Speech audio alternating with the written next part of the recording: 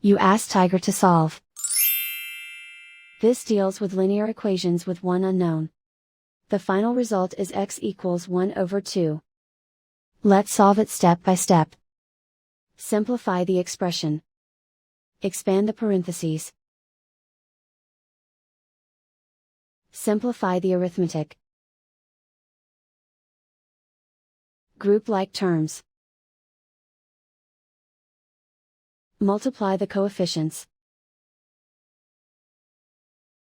Group like terms. Simplify the arithmetic. Group all constants on the right side of the equation. Subtract 2 from both sides. Simplify the arithmetic.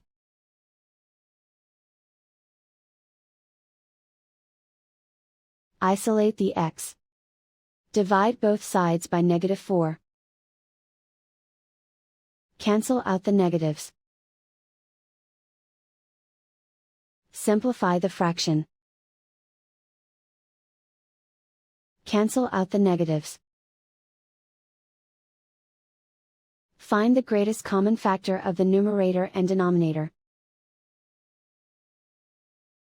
Factor out and cancel the greatest common factor.